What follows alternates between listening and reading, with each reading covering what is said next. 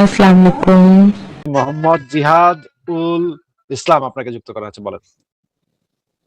হ্যাঁ ভাই, আসিফ ভাই আসসালামু আলাইকুম। আপনার উপরে শান্তি প্রস্তুতক, বলেন। আসিফ ভাই আসসালামু আলাইকুম। আপনার উপরে শান্তি প্রস্তুতক, বলেন। আপনি যেটা বলতে আসছেন সেটা বলেন। ও, তো আমার প্রশ্নটা হচ্ছে যে আসলে আপনারা আসলে কি প্রমাণটা চান, এটা একটু মানে বলেন তো। আসলে কোন প্রমাণটা হলে আপনাদের মনোভূত হয়, না আপনাদের মানে মানে যুক্তিতে আপনি কি মেলে, আপনাদের যুক্তিবিদ্যার সাথে মেলে? ঝুরি খুল্লা বসে আছেন, প্রমাণে ঝুরি খুল্লা বসে আছেন, এখন জিজ্ঞাসা ভাই কোনটা লাগবে কোন, নাকি? না না, মানে আপনাদের তো মানে কোনো প্রমাণ ইসলামের বা কোরআনের কোনো না, প্রমাণই আপনাকে যুক্তিযুক্ত যেটা মনে হয় না।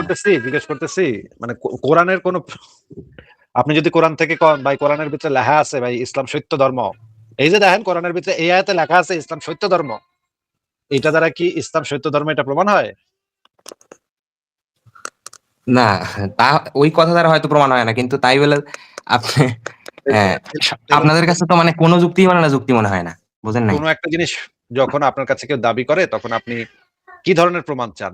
মনে করেন আপনার একজন কইলো যে আমাগো একটা কোম্পানি আছে এমএলএম কোম্পানি, এই কোম্পানিরে আপনি সারা জীবন টাকা দিলে মরার পরে আপনারে আমেরিকার প্রেসিডেন্ট বানানো হইব মরার পরে। মানে আপনি মরে যাবেন, মরার পরে গিয়ে আমেরিকার প্রেসিডেন্ট বানাবে আপনারে। হ্যাঁ, কিন্তু প্রতি বছর আপনার ওই যে জীবিত থাকতে আপনি প্রতি বছর প্রতি মাসে তাদের টাকা দিয়ে লাগবে। এইটা যদি বলে তখন আপনি কি প্রমাণ চাইবেন তার কাছে? আচ্ছা, কাইন্ডলি আরেকবার একটু প্রশ্নটা বলেন। একটা এমএলএম কোম্পানি আছে, কোম্পানিটা কইলো যে তাগরে আপনি আপনার জীবদ্দশাতে তাগরে প্রত্যেক মাসে তাগরে কিছু টাকা দাম লাগবে, 5,000 করে টাকা দাম লাগবে, ঠিক আছে? হ্যাঁ, যদি আপনি সারা জীবন এই টাকাটা দিয়ে যান তাহলে মরার পরে আপনারে তারা আবার জিন্দা করবো, জিন্দা করে আমেরিকার প্রেসিডেন্ট বানায় দিব। তো ঠিক আমি তো আছে, আমেরিকার প্রেসিডেন্ট হইতে চাই না ভাই। আচ্ছা ঠিক আছে, ইলন মাস্কের সব টাকা আপনারা দিয়ে দিব। না, ওটা আমার দরকার নাই। মনে করেন কইলো, মনে করেন আপনার দরকারও আছে। এখন তারা যে আসলে আপনার ইলন মাস্কের সব টাকা দিয়ে দিব, এইটা আপনি কি প্রমাণ চাইবেন? আপনি কি প্রমাণ ছাড়া মেনে লইবেন? তারা যদি আপনার একটা কিতাব দেখায়, এই যে দেখেন এই কিতাবের ভিতরে লেখা আছে যে এই যে আপনি মরার পরে সব ইলন মাস্কের সব টাকা পাওয়া যাবেন, এই একটা কিতাব থেকে যদি তারা আপনার বাইর করে দেখায় জিনিসটা তাগর কিতাবে লেখা আছে, তখন কি আপনি তাদের কথা মাইনা লয়া তাগরে প্রতি মাসে টাকা দিতে রাজি হইবেন? না, আমাকে যে কোনো যদি একটা কেতাব দেখে আমি রাজি হব না, অবশ্যই না। না, তারা একটা তাগর একটা স্পেশাল কিতাব আছে, তারা ওইটা খুব সম্মান করে, তারা মনে করে ওই কিতাবটা আসমান থেকে তাগো মাথার উপরে এসে থাম করে পড়ছে। হ্যাঁ, তারা ওইটা কয় না, আল্লাহর কোরআন কাউরে কিতাব আল্লাহর কোরআন কাউরে টাকা দিতে বলে না, বুঝতে পেরেছেন? আপনাকে তো সেটা আমি বলি নাই।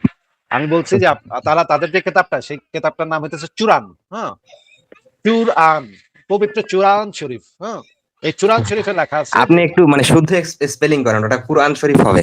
আরে ভাই আমি তো ওই এমএলএম কোম্পানির কথা কইতেছি। আচ্ছা, ওটা ওই এমএলএন কোম্পানির যে কুরআন শরীফ, ওটার মিনিংটা কি একটু বলেন দেখি। কুরআন শরীফ অর্থ মানে মিনিং। এটা মিনিং তো ওর কাছে, ওরা নতুন জিনিস বানাইছে ওরা। চুরান শরীফ, ঠিক আছে? সেই পবিত্র চুরান শরীফের ভিতরে লেখা আছে এবং ওরা সেটাতে বিশ্বাস করে। তাগোর কাছে আপনি কি প্রমাণ চাইবেন যে তোমাকে কথা যে সত্য, সেটার কি প্রমাণ আছে? কি প্রমাণ চাইবেন তাদের কাছে? আমি ভাই আপনাকে একটা মানে সহজ প্রশ্ন করছি, কারণ আপনাদের নাস্তিকদের মাঝে একটা আরে মানে ভাই আপনার তো একটা মানে বিশাল কনফিউশন, বুঝতে পারছেন তো আমার প্রশ্নটা যে আপনারা আসলে মানে কি হচ্ছে, আপনি আপনি যে মানে প্রশ্নের উত্তর দিবেন না, আপনি যে এখন বুঝতেছেন যে এই প্রশ্নের উত্তর দিতে গেলে তো মানে কটকায় যেতে হলো, এটা আপনি বুঝতে পারছেন। তাহলে আপনার জন্য সহজ পদ্ধতি দিয়ে দিই। আপনি সহজভাবে সংশয়.com-এ ঢুকবেন। সংশয়.com-এ ঢুকে দেখবেন এই নামের একটা লেখা আছে। এই যে দেখেন উপরে একদম লেখা আছে, ঈশ্বরের অস্তিত্বের সপক্ষে নাস্তিকরা কেমন প্রমাণ চায়। একদম সুন্দরভাবে সব ক্যাটাগরি করা আছে, সবকিছু। আপনি এই লেখাটা পড়ে নিন, ঠিক আছে? তাহলে মোহাম্মদ জিয়া ভাই, জিহাদুল ইসলাম ভাই, আপনাকে যেটা দেখানোর দেখাই দিছি, আপনি সেটা পড়ে নেন। পড়ে নিয়ে আপনি সেই প্রমাণটা নিয়ে একদিন চলে আসেন, তখন আপনার সাথে কথা হবে।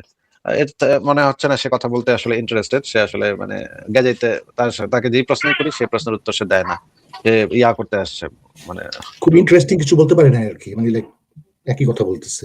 কিন্তু আসিফ আমি একটু মাঝখানে একটু আপনাকে ইন্টারাপ্ট করি। ওই যে গতকাল না পরশু দিন, যদি আমার ঠিক মনে নেই, ওই যে চুরাহাগা খামারে মুশফিক মিনার মানে আপনাকে মানে এক হাত দেখে নিল।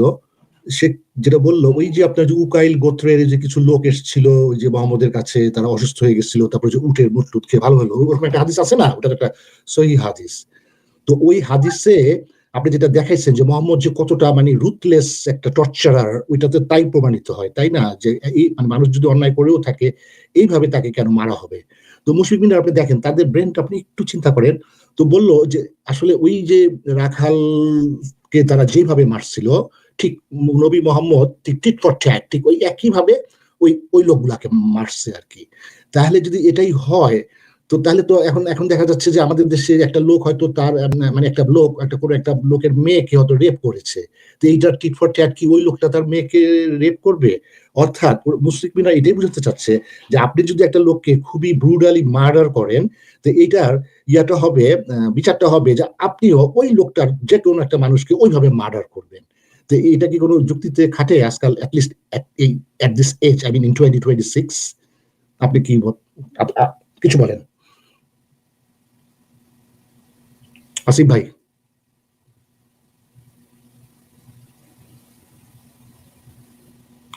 আসিফ ভাই, আপনি বাচ্চাটা কান্না করতেছে। হাবিব ভাই আপনি বলতে থাকেন, আমি আবার অ্যাড করতেছি, আপনি বলতে থাকেন। আচ্ছা আচ্ছা ঠিক আছে, ওকে ওকে।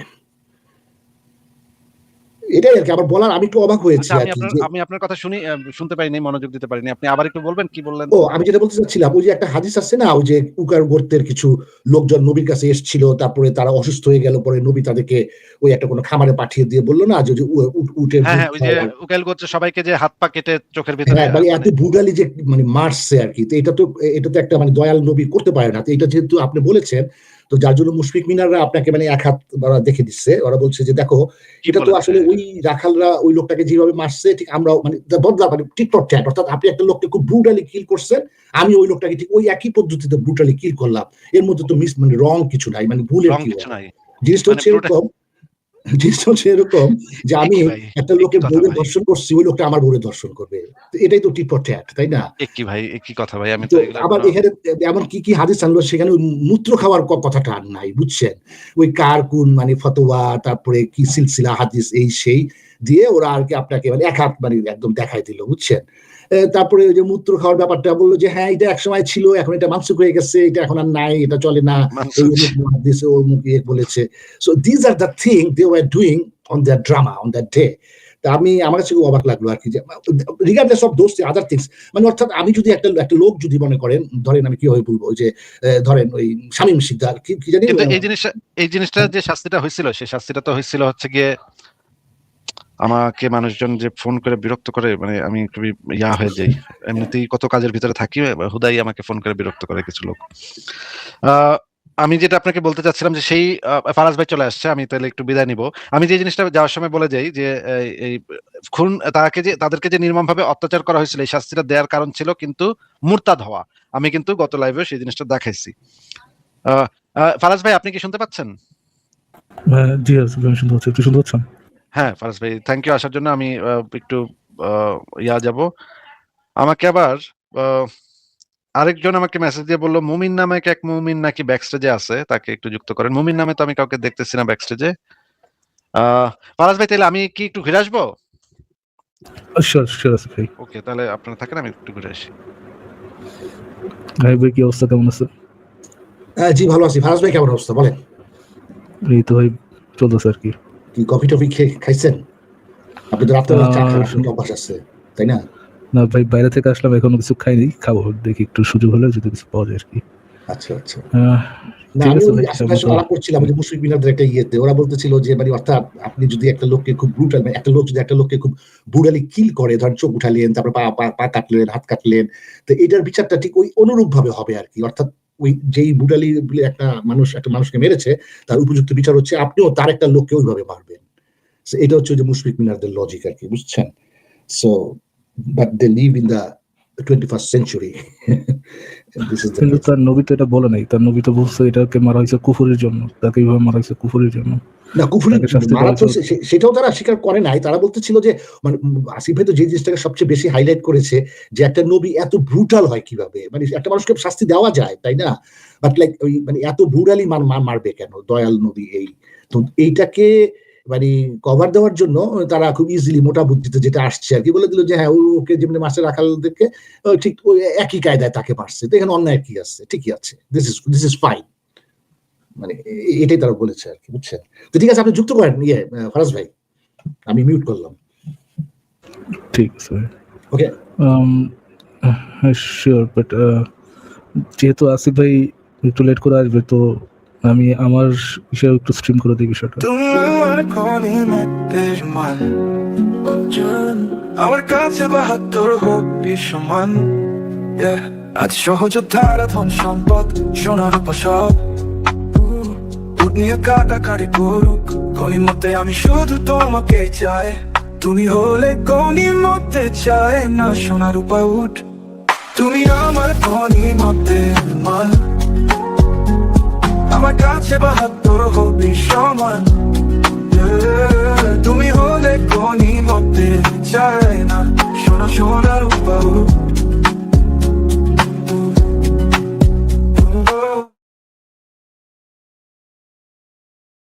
আচ্ছা ঠিক আছে, ওয়েলকাম ব্যাক। দেখি তাহলে আমরা যুক্ত করি। এই গানটা রচয়িতা কি আসিফ ভাই নিজেই, রাজ ভাই? না, একজন বানাই দিচ্ছে আর কি। ফ্যান্টাস্টিক। বলুন আকাশ, আপনাকে যুক্ত করা হয়েছে, আনমিউট করে বলুন। হ্যালো ভাইয়া, ধন্যবাদ যুক্ত করার জন্য। আসলে প্রশ্নটা বেসিক্যালি আসিফ ভাইয়ের কাছে ছিল, তবে আপনাকে করে রাখি, আপনি সুযোগ পেলে যদি আসিফ ভাইকে করেন। আমি যতদূর জানি আসিফ ভাইয়ের প্রথম সন্তানের নাম হচ্ছে সিদ্ধার্থ, যেটা হচ্ছে ধরেন গৌতম বুদ্ধ, যতদূর জানি গৌতম বুদ্ধর আরেক নাম। তো গৌতম বুদ্ধকে আমরা মোটামুটি ভালো মানুষ হিসেবেই জানি, কিন্তু দ্বিতীয় বিশ্বযুদ্ধে জাপান যে অ্যাট্রোসিটিস গুলো করেছে সেখানে বৌদ্ধ ধর্মের একটা প্রভাব আছে বলে জানি। তো উনি এই জিনিসটা কিভাবে দেখে, এটা একটু জানার আগ্রহ ছিল আর কি। জাপানে কি আপনার বৌদ্ধ ধর্ম কি কোথাও ইয়ে দেওয়া আছে নাকি? বৌদ্ধ ধর্মে কোথাও সুইসাইড বম্বিং, এটাকে বৌদ্ধ ধর্মে কোথাও অ্যালাউ করা আছে নাকি? আমার জানা মতে তারা যেটা করেছিল, কামাকাজির যে অ্যাটাকে তারা করছিল, তারা জাপানিজ এম্পায়ারকে বাঁচানোর জন্য বা তাদের ক্ষমতাকে ধরে রাখার জন্য এই কাজটা করছিল, নট কোনো ধর্মকে বা বৌদ্ধ ধর্মকে ইয়ে করে বৌদ্ধ ধর্মকে পুঁজি করে কাজটা করছিল। As far age I know, তারা তাদের যে এম্পায়ার ছিল, এম্পায়ারকে খুশি, মানে এম্পায়ারের রাজত্ব ধরে রাখার জন্য তারা এই কাজটা করছিল। তো বৌদ্ধ ধর্মের সাথে এটার কোনো ইয়ে আছে কিনা আমি জানি না ভাই। আমি যতদূর জানি একটা মানে ক্ষীণ লিঙ্ক থাকলেও থাকার কথা, বিশেষ করে চায়না যেটা করছিল এবং জাপান নিজেকে যে একটা মানে সুপ্রিমেসি দাবি করে, সেখানে হচ্ছে মানে তারা যে বুদ্ধের উপাসনা করে, এইটার একটা প্রভাব ছিল যে আমরা বুদ্ধের উপাসক এবং বাকিরা এর জন্য ইনফেরিয়ার টু আস, এরকম একটা ব্যাপার ছিল সেখানে। যদি এটা থাকে বাকিরা ইনফেরিয়ার টু আস, এরকম যদি থাকে, এটা তো লিঙ্ক দেখাতে হবে যে এটা সাথে বৌদ্ধ ধর্মের সরাসরি কোনো লিঙ্ক আছে বা বুদ্ধ নিজে এই ধরনের কাজ করে গেছে। হয়তো Gautam Buddha as a person হিসেবে ইয়ে করছেন, পার্সন হিসেবে রেসপেক্ট করতেছেন, রেদার দেন, যদিও ওটা আসিফ নিজেও বলেন যে ওইখানে কিছু প্রবলেমেটিক বিষয় আছে, বাট উনি তো ধর্মটাকে প্রমোট করতেছে না, বৌদ্ধ ধর্মটাকে প্রমোট করতেছে না। সো এইটা তার সাথে কানেক্টেড আমার এটা মনে হচ্ছে না আর কি। আর কিছু না, ঠিক আছে, থ্যাংক ইউ। ওকে।